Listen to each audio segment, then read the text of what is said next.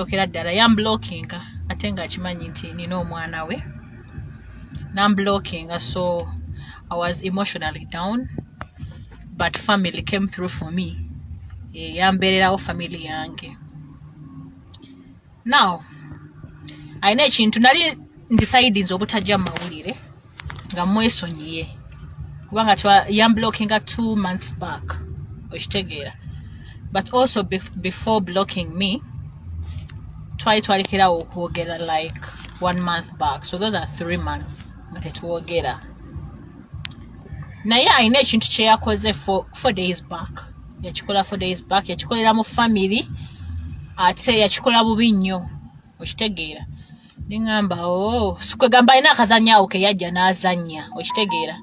Ningamba okay, nkwaniriza nategwe mukwano gaffe atugoberera era nga kujukiza nti subscribe ate tewerabira okunyiga akadde osobola okufuna notifications bwetuleta videos empya. Kati serulungi w'eggwanga lino Uganda, Bruno Kafumisi wetwogerera ebibyesi birungi bwina yongedde okubanga avaayo. Kwegamba Bruno abadde mu mukwano gw'ekimemete n'omukyalo omu mu kyama eyo mu nkukutu nga beeyagalira eyo mu nkukutu. Kwegamba Bruno babadde bamuliisa bulungi nga yalya bulungi mu buli kimu, alya waka. Kwegamba buli wamu nga ye bagenda maaso n'okuba nti bamulabirira mu kyama. Naye Bruno kigambibwa nti ayina ekintu kye yakoze mu ekyekyama. Omukyala aganye okwogera kiki ekituufu kye yakoze, wabula n'avaayo n'ayogera buli kimu kyazaakola ne Bruno n'agamba omukwano gwabwe gwatandikira nti ababiri bano batandika okweyagala guno omwaka nga gutandise. N'agamba nti Bruno yali amanyi omukyalo ono yamulabira, yamusanga ku Facebook, n'alaba ebifaananyi bye, n'alaba edduuka, n'alaba ng'amwagadde, naye ng'alina enamba ya kazini w'ono omuwala nga mukwano gwe kyaliwe, era bagenda maaso n'okuba nti bakwatagana ne beeyagala n'omukyalo ono okuva mu January omwaka guno. Era nga Bruno azaamusaba obuyambi nti Briera yalwadde $30 ziizo, nti neetaaga kino $50 ziizo, neetaaga kino $40 ziizo. Kwegamba Bruno babadde bamuteeka mu ssente. Bruno abadde agenda mu dduuka ng'ajjayo engoye, omukyala ng'asasula $50, $40. Kwegamba Bruno akola gwa kusala kaviiri, kwambala bugoye bulungi obuliko kwegamba kunyirira bunyirizi. Omulimu omulala gw'abadde akola gwa kugenda okwepitra.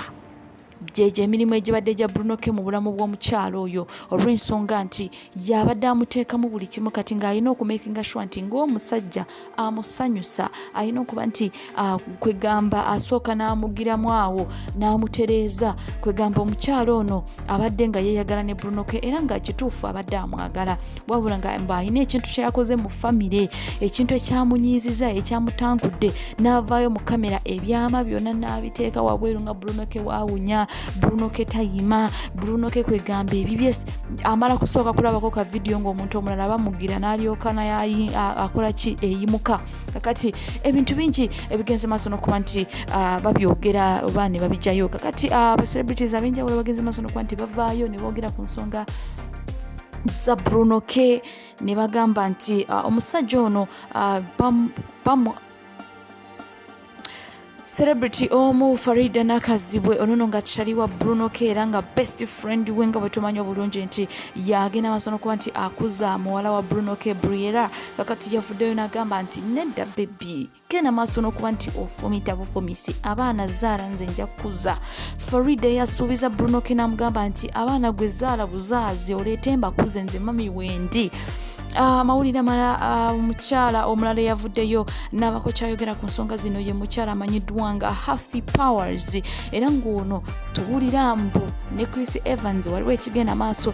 Kati omukyala ono yavuddeyo n'awolereza Bruno n'agamba nti aze ng'akyaza Bruno ku shows azaamuhostinga, era nga kigambibwa nti omukyala ono yagambye nti Bruno tawunya nga we bamwogerako, n'agamba nti byonna bye mwogedde ayinza okuba nga